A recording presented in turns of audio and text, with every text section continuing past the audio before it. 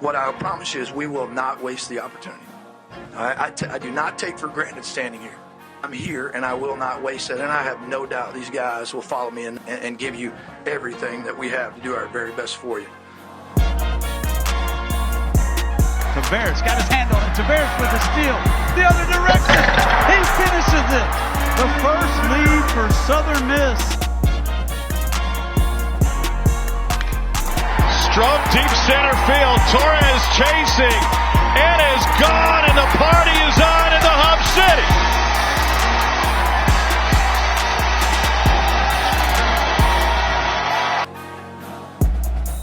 Hey, Golden Eagle fans, I'm Southern Miss Stadium announcer Jackson Walker, and you're listening to Nasty Bunch and Beyond. How's it going, y'all? Welcome in to another episode of Nasty Bunch and Beyond. I'm your host, Dalton Trigg. Today, I've got a very special guest. He's assistant coach for the Southern Miss men's basketball team. It's Noah Croak. Noah, I appreciate you joining me today to kind of recap everything that has gone on this offseason. It's been a lot of changes, mostly good changes for this basketball team heading into the 2026-27 season. We'll get into all that, how y'all recruit these guys, what you are looking for, talk about some of these guys specifically.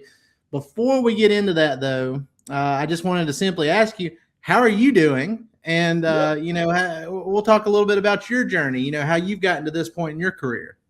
Definitely. Well, Don, I appreciate you and appreciate everything that you're putting out there and covering our team. I know our guys like it, but also like a lot of people forget our guys' families, right? Like they're reading these articles, they're sending me a text, or Coach Ladner or Coach Bryce or whoever it may be. Hey, really like this article. We sent it to Grandma. We sent it to Aunt. Whoever it may be. So really appreciate your coverage on these guys. We've got a really great group. Would be happy to answer any questions kind of about my journey and kind of how I ended up here at Southern Miss. Yeah. So like, if I remember right, you're from Indiana, and, we kind of talked about it briefly before we got on it, but it's like, if you're from Indiana, it's kind of ingrained in your DNA. You're going to be a basketball guy. Yeah. Even though football has been the hot topic over there lately, but yeah. So just kind of talk about that, your upbringing, like how you got into, not just loving basketball, but then kind of taking this career path you've chosen. Yeah. It is basketball craze in the Midwest, but in specific Indiana. So got brought up through a good high school program. We had a good thing going from a high school wise. I was not some great player. I was very average, but got the chance to be a part of winning. I'm a graduate from Pike Central High School, so that's the southern part, right on the Indiana-Kentucky border, in Indiana. But knew I wanted to be around the game, knew that me being around the game was probably not going to be playing at a very high level. So I jumped right into coaching right from high school. So went and volunteered at a local Division II called Kentucky Wesleyan, and kind of got my start there. Weirdly enough, worked with Bryce Garris, who's on staff now. That's how me and Coach Bryce met. But we worked for a legend named Happy Osborne. He's a small college legend. He's won a ton of games at Georgetown College, NAI. We had a ton of success at Kentucky Wesleyan, but we're just kind of cutting my teeth and doing whatever was needed in year one. Year two, got a little bit of a promotion, was able to go out and I signed 5 recruits that year. So was able to have a good experience, and then moved on to the junior college level and had a lot of success at Tallahassee Community College, being there as associate head coach. And then I worked with Ben Mandelbaum, who just recently joined our staff. We were both assistants together at Tallahassee Community College, had a ton of success, back-to-back conference champs, top 5 rankings, had 19 guys sign Division I in 2 years, which was awesome, and kind of paralleled my relationship with Coach Ladner as he was recruiting a lot of our guys there. So got the experience with him, through the recruiting relationships, and then got my first Division I job when I was 23. I was 23 years old. Was an assistant coach at Prairie View A&M. Had a good experience there. A lot of people probably know Prairie View from this past year, playing in March Madness, winning a game. Coach Byron Smith does a great job. And then got bumped up to Tarleton State, worked for Billy Gillespie, former Kentucky head coach. So spent some time with him, learned a lot from him. And then now that's landed me to Southern Miss. So Very, very grateful to be here at Southern Miss. Love Hattiesburg, love our guys. Just trying to work every day with energy and passion and give everything we can to really get this thing going in a great direction. Yeah, I mean, it's one of those things for me personally. When I was at Southern, about halfway, I think it was like halfway through my time there. That was that era where Neil Watson and it was the Donnie Tyndall era, and there were a couple of really great years there. And as far as like the fan support, there were a couple of those games which I mean, we saw it a few years ago when it was a game against the Raging Cajuns at Reed Green, I believe it was, where there was a whiteout and there was hardly a seat there. And so, we're kind of building back toward that point. Right. And I really believe it's trending in the right direction. And, I just from your perspective, you mentioned being on the recruiting trail and, since you've been here and, obviously had a great summer with a lot of these guys coming in. It didn't start, it kind of started out on I don't want to say a negative note because it just shows how much a player improved while being on this roster last year. But, with Tyleik Weeks leaving, like you obviously can't blame a guy for getting like the type of a big payday. Yeah. He got a big payday to go to Memphis. So, I mean, you can't blame him there. At least it wasn't Ole Miss. So you can't blame a guy for doing stuff like that. But, that's one of the first things that ends up happening. So, it's kind of a downer for the fan base. But then, as the summer progresses, like, oh, okay, we're doing pretty good here building this roster. And then you get the news that, Isaac Tavares is going to be coming back or is expected to come back. So all in all, I think it's been a fantastic summer. And we'll talk about some of these guys specifically here in a second. But just when it comes to like the philosophy behind building the roster, what do you and Coach Ladner and the rest of the staff, what's the philosophy behind it? Like, are there certain qualities that are like non-negotiables when you are recruiting guys? Yeah, absolutely. And I like to tell people, last year we had 5 new assistants. Obviously, Coach Ladner was not new, but whenever you have 5 new assistants, they do a bulk of the recruiting until it's kind of teed up for the head coach to come in and seal the deal. So I like to tell people last year we had a bunch of talent, but we kind of just threw it against the wall and whatever stuck. This year, I think you're going to see some intentionality with what we're doing recruiting-wise. We love positional size. We love big guards. We love mobile bigs. We love bigs that have good size as well. So we were very intentional with that.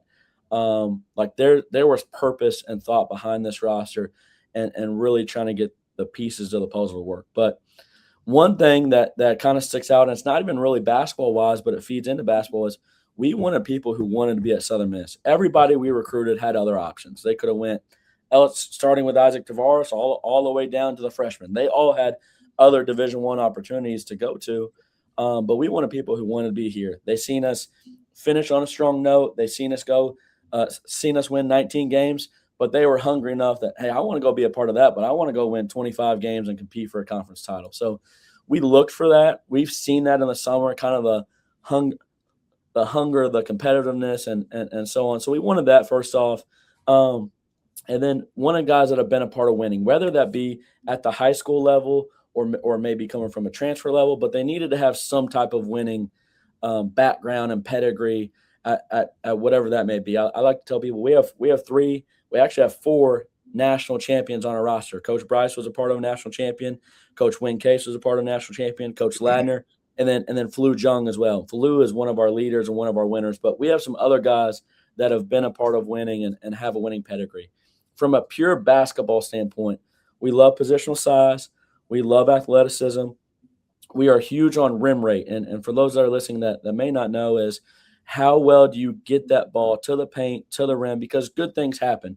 You don't have to score it when you get to the rim, but if you're showing that you can get to the rim, it makes it a lot easier for kickouts, for wide open threes. Got to have some guys that can make some shots from out there, but if we can get the ball to the rim, it's going to crunch in that defense where you can kick it out.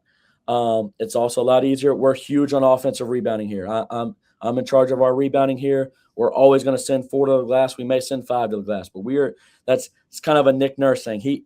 Whenever he was with the Raptors, he'd send all 5 to the glass. But we love guys that go get the ball offensive rebounding wise. So we like that as well. The positional size, the athleticism, the rim rate all feed into that. So there was a lot of intentionality from how many years of eligibility guys have. Dorian Bowen, DeAndre Harvey, those are guys that now with the new rule could be here 5 years and they have ties to Southern Miss. Some of these other younger guys, Camden Cerise, he's going to be a great player, but has 3 years that he could play here at Southern Miss. So we were intentional top to bottom. We really took our time. We didn't want to panic, and then we got a bit of a blessing whenever Isaac Tavares kind of turned back to us and talked about how he would like to be back at Southern Miss this fall. That's awesome. Yeah. Like I said, with the way the roster had already been constructed, you were all, me just, outside looking in, I was like, okay, well, we're cooking with something here. Yeah. And then the Tavares stuff comes up and it's like, man, this is really exciting. Like this is going to take this up a notch, because not just from, a overall talent perspective, just with potential starters and everything, but the depth of this roster is on a different level than what we saw last year. And you mentioned about rim rate, take last year, for example. I thought Tavares and Tyleik Weeks did a great job, putting pressure on the rim throughout that season. And it really kind of sucked when Tavares broke his hand, and he was out for a couple months, and that kind of derailed the season, absolutely. The mid part of it. But I thought, as far as just rim rate is concerned, I thought they did a great job there, but it seemed like 3-point shooting was lacking a little bit. Now, from what I've seen, and obviously you have to take what's on paper and translate it over to in real games, but it seems like that's going to be, an upgraded part of this roster going into this season. Is that a fair statement to make? Absolutely. And we're working with these guys daily in their workouts. A large majority of our workouts have been catch and shoot threes, off the move threes, and so on. But we're going to rely on guys like Elliott Tulip. Brandon Weston is shooting the cover off the ball right now. Anthony Aguidi, Camden Cerise, Falu Jung is a 6'11" guy that can step out and make shots. But we're going to rely on a good 5 or 6 guys to step in there, because we have guys like Cy Merritt, Jalik Gaines-Wyatt, Dorian Bowen, Isaac Tavares, who can go put pressure on the rim, and you're going to get some open shots with us. So that's where I think kind of the pieces of the puzzle, they fit, but now it's our job as coaches to kind of make it all mesh together. But it was very intentional. Like Elliott Tulip was a big target for us. He maybe didn't have SEC schools after him, but he had a lot of good mid-majors after him. But it was important, one, because he's a Mississippi guy, but two, he's a career 44% three-point shooter on very, very high volume, and may not be a guy that puts it on the deck a ton and is going to take somebody one-on-one. But if he shoots 44% for us, we're going to be in great shape. That's one of those things that I always tell everybody. Shooting is one of those things that it doesn't really matter what level. If you can shoot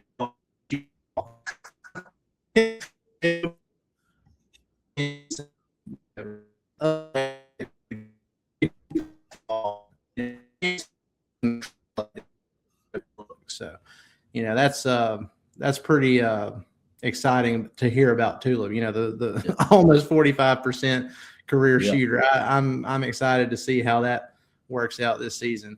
You mentioned offensive rebounding. So obviously that factors into a big reason why you guys brought in Cam Wallace, because at Little Rock he averaged nearly 4 offensive rebounds per game there. Yes. Very high energy big. Let's talk a little bit about him, and then we'll really a couple of the bigs in general. With him and Max Blank, which, by the way, we've got these player profiles up at Southern Miss Golden Eagles on SI.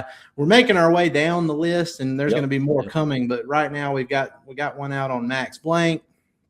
We've got one. Let's see, Brandon Weston, Cam Wallace, Mike Anthony Aguidi. We've got several. So y'all be sure to go check that out. And again, there's more coming. But as far as the bigs go, let's talk about Cam Wallace and then Max Blank a little bit. Yeah. Two guys that maybe the end result ends up being the same thing, but two kind of different type players. We identified Cam Wallace. Obviously, he had some Mississippi ties from playing junior college. He is a guy who had a lot of options, but he wanted to be here at Southern Miss. Of course, we chose him, but he also chose us as well. But we had a clear plan for him, and I think he liked that.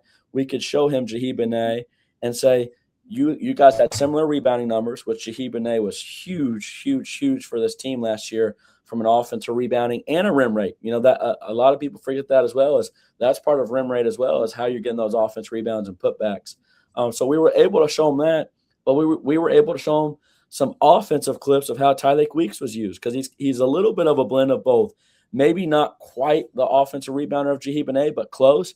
And maybe not quite the offensive player of Tyleik Weeks, but close. Can do some of the similar things in the mid-range and getting fouled and things like that. So we had a clear plan for him. He's very aware of his role with us and how he's going to fit. And we're going to rely on him, whether he's at the center position, the power forward position. He knows that my job is to go get the ball and take that ball and take it to the rim. And whether that be passing or whether that be going to score it, he knows that there's a clear plan and path for him to be on the floor. Max Blank is an awesome story. Did not have great stats in junior college. I coached in junior college for 3 years. It is hard for 7-footers to play in junior college because you may be playing against a post player who's 6'4", 6'5".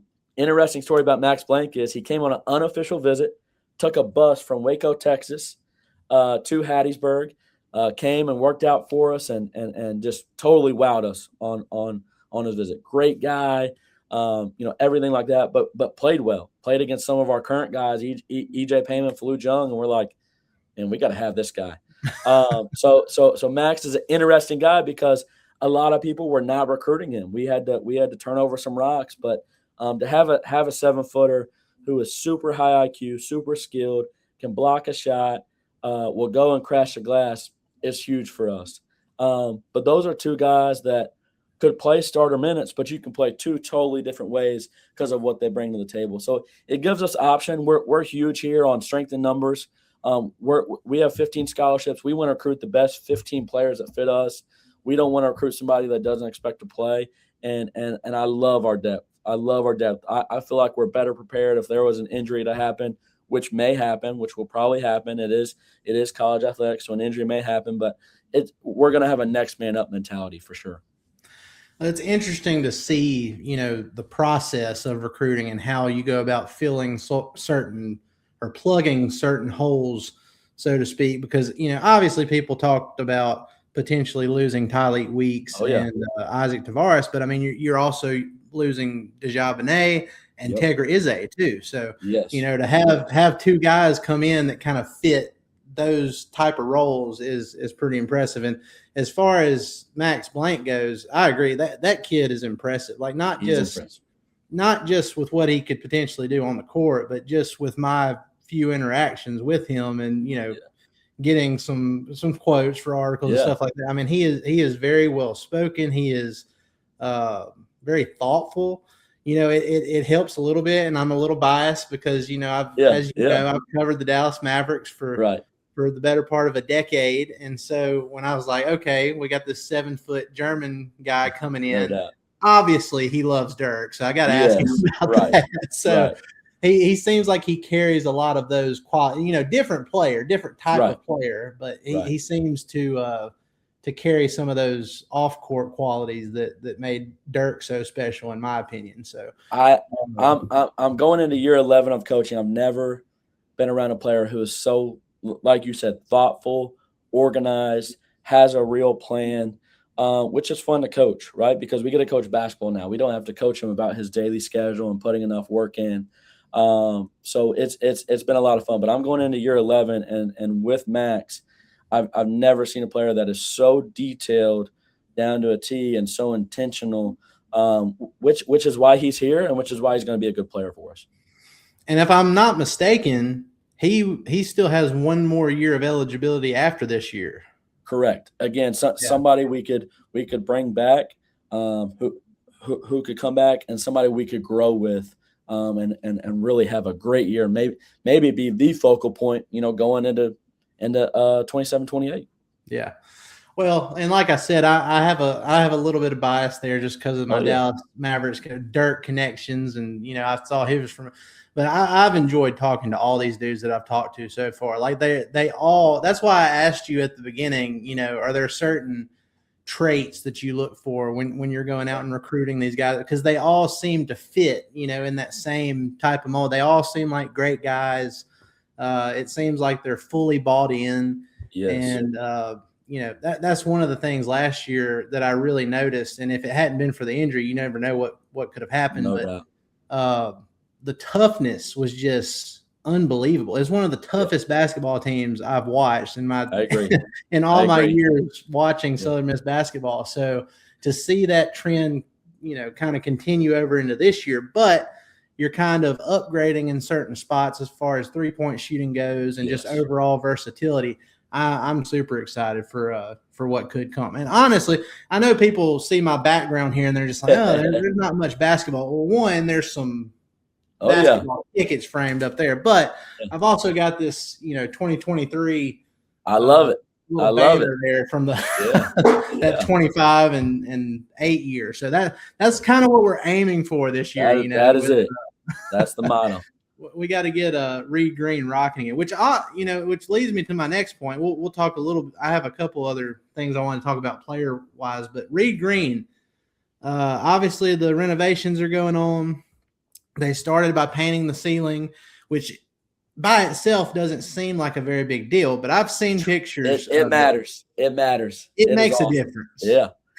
Yes. Yes. It makes it almost like a, like there's more of a spotlight on the court. Yes. And I love that vibe. But so, I mean, as far as like the recruiting aspect goes, like how big is that going to be for y'all having the full renovations get completed? Because they said it's going to be like a 2-year process from when they started. But, obviously some of that stuff can help in the now too. So yeah. So we do a lot of Zoom presentations with recruits before we bring them in for a visit or whatever it may be. And whenever that slide comes up on our Zoom presentation, and we're able to say, hey, our athletic administration or our university is investing millions and millions of dollars into basketball. Like they're putting their money where their mouth is. They want to get this thing rolling. So it's exciting for us to be able to show that off. Just as simple as painting the ceiling, it already gives it a different vibe. Even our return is like, Coach, this is awesome. It's like we're just getting started. We're just getting started. So the practice facility will be done first. Then, of course, kind of the concourse area and chair back in the arena. It's the next step for us. From a basketball program, it is the next step. Like we have a lot of great things here at Southern Miss, but adding this on top, it's just taking away maybe some areas where we can improve. And once it's finished, I feel great about just adding that to kind of our repertoire whenever we are recruiting, where guys are gonna be able to walk in and be like, wow, this is a great mid-major arena. This is a great mid-major arena because it's got the history, but now it's gonna have some new and things like that with it as well. It's always interesting to me to see how stuff plays out when renovations are going on, or if not just renovations, but anything that kind of allows your team to go practice and bond in different environments and everything. Because, when I was covering the Mavs, it seemed like every time they would go overseas for preseason or something, and they'd have that bonding experience doing that, they end up having a better regular season because of it. And I'm in the back of my mind, I'm thinking like, I think this is good that while they're doing stuff to Reed Green, y'all got to go to all these different local high school gyms and stuff like that to kind of build that chemistry and, the real dog days, so to speak. So. Definitely. Just kind of takes everybody down to like, why are you playing? Right. Like basketball is basketball. It's 70 to 72 degrees in every gym in America. It doesn't matter if it's snowing, raining. It's like, so it just kind of takes you back to the ground level.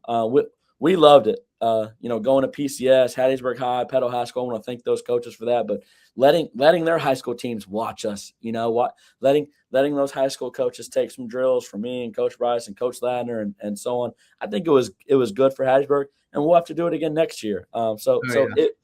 some people could look at it as a negative. Oh, we're out of our home gym for the summer. We were like, nah, we're gonna figure it out, and then we're gonna make light of it, along with helping out the basketball in Hattiesburg, maybe letting those high school players, high school coaches watch us practice too. One more thing I wanted to talk with you about, and we've talked about, most of the newcomers and kind of highlighted a few of those guys, but return players, what have you seen as far as like internal growth from some of these guys, like Brewer Caruth, for example? Because from what I mean, obviously, practice is practice, but from what I've seen, it seems like maybe he's improved as a 3-point shooter. Yes. So. He's somebody who we challenged. Of course, we have exit meetings after the season with every single player on our roster, and with him, of course, Brewer wants to be here. He is a Southern Miss Golden Eagle through and through. But we challenged him. We challenged him as he's going into his third year at Southern Miss. We challenge him from a leadership standpoint, which he's always been a good leader, but we want him to take that next step and feel comfortable being vocal, and he's done a great job of that. But then we challenge him from a basketball standpoint too, of as you are right now, we need you to get better, and the next step for you is being a knockdown shooter.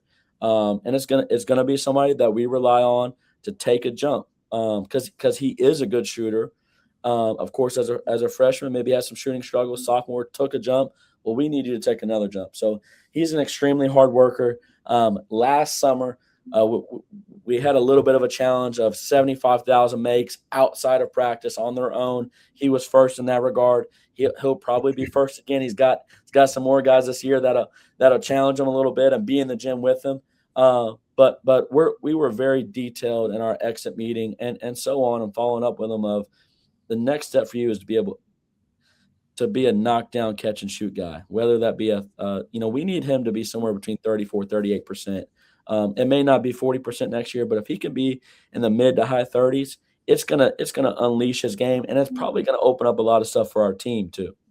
Yeah, I think he'd be an excellent 3-and-D guy, because last year, I heard it from multiple people, like he was the team's best defender, is what what everybody said, and I agree with that. So yeah, it is no secret that our scouting report a lot of time is we're going to cut the head off the snake of the other team, and Brewer knew, okay, that's your job. That's your job.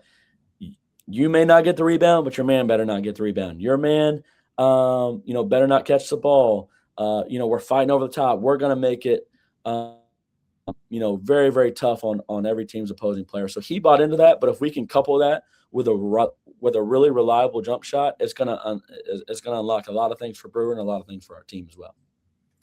I think overall shooting is going to be a lot better. One quick point here, we don't have to go too in depth on it, but just like the guard play this year, what are you expecting? Because obviously this is a long team, a tall team, that has some size, strength, a good mix of speed, athleticism, skill, and everything. But Jalik Gaines-Wyatt is probably the only player that's under like 6'5" on this team or so. I mean, but he figures to be, a pretty big part of what you are going to be trying to do this year. So, what are you looking from him and just the overall lead guard play this year? Yeah, definitely. Jalik Gaines-Wyatt, Camden Cerise, Dorian Bowen, Cy Merritt, those four guys is probably going to be our point guard room. And all four of those guys can do different things. Jalik Gaines-Wyatt, an old vet who started a lot of Division I games. We love his Division I production. He's going to kind of have the keys. But Camden Cerise, a guy that has 3 years of eligibility, excited about him. He can play on or off ball. His assist to turnover ratio in practice right now is like 37-6. It's unbelievable. He has an unbelievable assist to turnover ratio right now. He's shooting the cover off the ball. Yeah. It's been unbelievable. He's been probably the biggest surprise guard wise. We knew he was a good player. We probably didn't know he was this good. So that's a good thing for us. So we're excited about Camden Cerise. Can play on or off the ball, can really stick a shot, and can really make plays for others. Cy Merritt, super, super talented, 6'5" guard, Southwest Mississippi background. We love those guys down there. So his ceiling is incredibly high. We're going to rely on him, kind of more of a scoring guard, but definitely a ball handler, but more of a scoring guard. And then kind of the X factor is Dorian Bowen. 6'6", legit 6'6", long, can kind of get to the rim like an Isaac Tavares, but can really pass, really understands the game. He is a guy that maybe isn't ready now, but in 2 or 3 or 4 months, when we get to December and January, we have every belief that he's going to be ready to go as long as he sticks to it. But it's just exciting now. Like he's actually a Mississippi native. He played for one of my coaches at Evansville Bosse for his senior year. So he's kind of got that Indiana background, but he's from Mississippi, from Nesbitt, Mississippi. And it's just somebody we can grow with. It's somebody that would probably be completely fine being here for 5 years and really leaving a legacy, which is something we were very intentional with. I'm very excited about Bowen. I think I think the only thing with him is just getting used to the physicality of this level. That's really the only thing. But talent wise, I mean, I'm super excited to see what he can do. But definitely. Well, Noah, look, I appreciate you taking some time to kind of go over the off season and everything that's gone on since we got started in the off season and where things are trending in. Or what direction they're trending in. But I really appreciate you taking the time. And before we take off here, I got to ask you, what else are you looking for this team to do between now and when things get started in November? Yeah. Very, very excited. Just want to be able to mesh them. We're going to have a great schedule. I do our game scheduling here, so I'm excited for the fans to get the chance to maybe see these guys a little bit more in the non-conference. Feel good about us having 6 or 7 home non-conference games, which is different. Where we only had 3 last year. I felt bad about that, but excited that about half of our non-conference games are going to be at home, along with one of those being down in Biloxi playing Ole Miss. So hopefully I have the chance for our fans to get to see these guys. But it's going to be an exciting group. It's going to be a group that is serious about winning on and off the floor. And really, as we wrap up this last week of summer, trying to stay healthy, but also compete and stay in great shape. And, football is right around the corner, but basketball is going to be coming right behind that. So that's right. Excited about this group. Would love if anybody has any questions, you're welcome to reach out to our men's basketball program and just very appreciative of this coverage that you got going on. Well, I appreciate y'all, and I mean, look, y'all are putting in a ton of hard work, and it is not going unnoticed. Like it, we're you can see the potential of what could be coming down the road, and I hope that Golden Eagle fans just really latch on to this team this year because it looks like some fun times are ahead. So, Noah, I appreciate you taking the time to join me. For all of you who have tuned in and listened, I appreciate y'all as well. Be sure to go like, rate, and subscribe on all your favorite podcast platforms. Hit that subscribe button on our YouTube channel as well. And then with some of our partners here, we're with the To the Top Collective. So, if you want to help make an impact in student athletes' lives, and which could also, impact Southern Miss athletics as well, be sure to go to thetopcollective.com and check out what they've got going on over there. See about becoming a member. You can also go to the top merch.myshopify.com. And let's see, our promo code there is Nasty Bunch Pod. You can get 20% off your entire purchase there. Be sure to go check them out. They've got a lot of good stuff over there. But guys, we appreciate it. Y'all have a great rest of your day. Have a great weekend, and we'll see you next week.